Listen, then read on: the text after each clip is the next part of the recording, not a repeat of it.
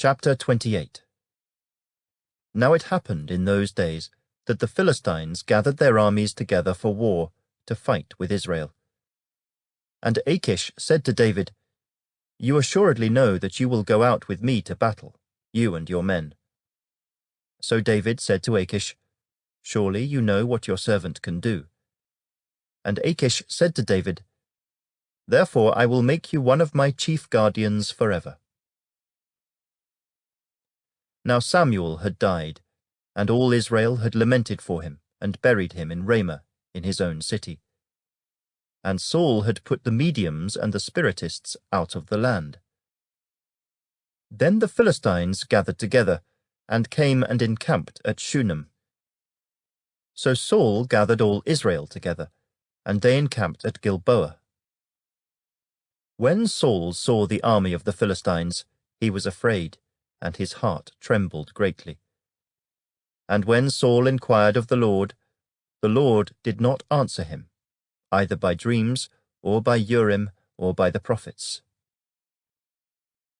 Then Saul said to his servants, "Find me a woman who is a medium, that I may go to her and inquire of her."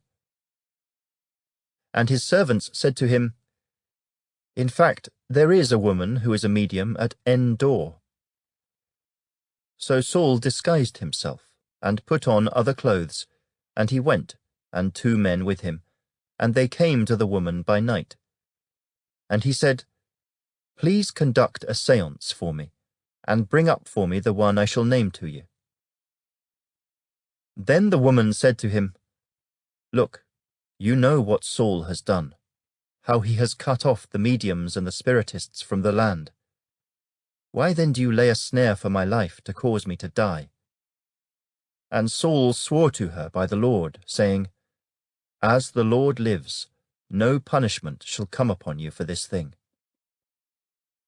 Then the woman said, "Whom shall I bring up for you?" And he said, "Bring up Samuel for me." When the woman saw Samuel, she cried out with a loud voice, and the woman spoke to Saul, saying, "Why have you deceived me? For you are Saul." And the king said to her, "Do not be afraid. What did you see?" And the woman said to Saul, "I saw a spirit ascending out of the earth." So he said to her, "What is his form?" And she said, "An old man is coming up, and he is covered with a mantle." And Saul perceived that it was Samuel, and he stooped with his face to the ground and bowed down. Now Samuel said to Saul, "Why have you disturbed me by bringing me up?" And Saul answered, "I am deeply distressed, for the Philistines make war against me, and God has departed from me, and does not answer me any more, neither by prophets nor by dreams. Therefore I have called you, that you may reveal to me what I should do." Then Samuel said, "So why do you ask me, seeing the Lord has departed from you and has become your enemy? And the Lord has done for himself as he spoke by me. For the Lord has torn the kingdom out of your hand and given it to your neighbor David. Because you did not obey the voice of the Lord, nor execute his fierce wrath upon Amalek, therefore the Lord has done this thing to you this day. Moreover, the Lord will also deliver Israel with you into the hand of the Philistines. And tomorrow you and your sons will be with me. The Lord will also deliver the army of Israel into the hand of the Philistines."